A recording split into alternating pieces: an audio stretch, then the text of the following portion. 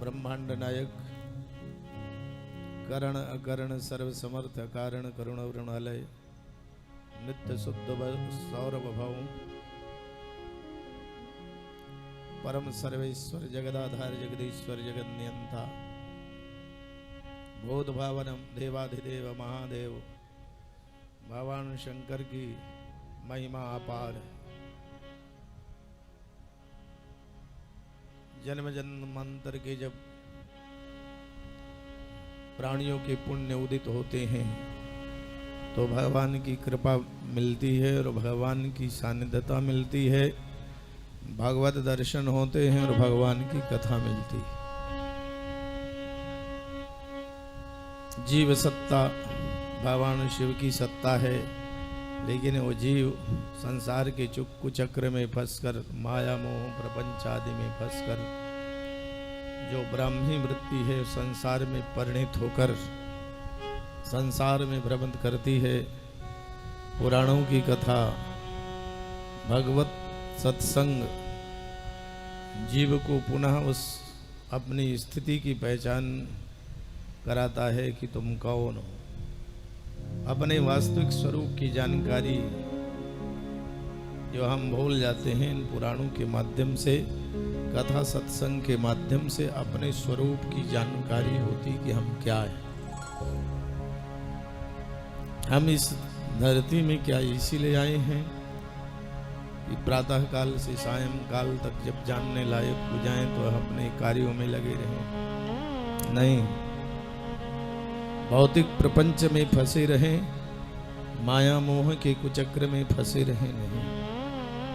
इसके साथ साथ जब हमें ये मानव तन मिला है तो हम उस परमाराध्य परात्पर अखिलेश्वर पार ब्रह्म परमात्मा को जान पाए कि भगवान क्या है, भगवत सत्ता क्या है, और हमारे अंदर जो बैठा हुआ वो ब्रह्म है, जिस ब्रह्म में अनेक प्रकार के आवरण लगे हुए हैं, उस ब्रह्म को जानने का एक कार्य पुराणों के द्वारा प्रतिपादित होता है।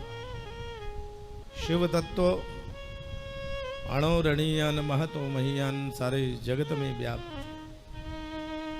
सर्वम खल्विदम शिवम, जहां देखो वहां शिव सत्ता है।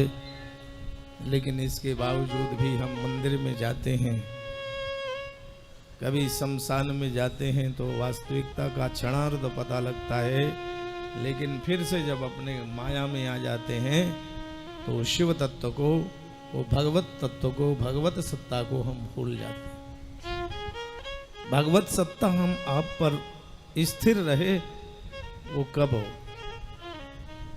वो तभी स्थिर हो सकती है जब भगवान को जानेंगे, और भगवान को जानने का ये कार्य सत्संग और पुराणों का है। इसी तारतम्य के साथ रोहिणी विकास मंच रोहिणी दिल्ली के तत्वावधान में बंसल भवन में सम्माननीय श्री जय कुमार बंसल जी और उनके साथी श्री नवीन गर्ग जी, नरेंद्र जी और अनिल तायल जी, राकेश जी और सब लोग मिलजुल कर यह दिव्य भव्य आयोजन भगवान शिव की, जो श्रावण के महीने में हर महीने में कभी भी शिव पूजन कर लो, हर क्षण पूजन कर लो। भगवान ही ऐसे देवता हैं कि कितने समय पूजन कर लो, कितने समय आरती कर लो, सदा सर्वदा यदि खुला दरबार है तो भोलेनाथ का है। सुरक्षा की दृष्टि से भले आप कुछ कर दो, लेकिन भोलेनाथ का कोई भी दरबार होता है चारों तरफ से खुला रहता है। पशुपतिनाथ के दर्शन करने जाते हो आप लोग तो पशुपतिनाथ के चारों तरफ से दर्शन होते। महत्व क्या है उसका?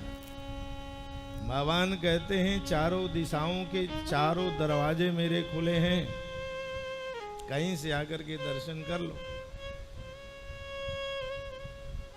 कितने समय आकर के दर्शन कर लो। तो भगवान भोलेनाथ का दरवाजा सदा सर्वदा खुला रहता है। और हम सब लोग यदि उस अगम्य महिमा को, शिव महिमा को जानकर, उनकी महत्ता को जानकर उनके चरणों तक पहुंचने का प्रयास कर अपने जीवन को धन्य करते हैं, तो इससे बड़ा बड़भागी संसार में कोई भी नहीं। भगवान को जानो, भगवत महिमा को जानो।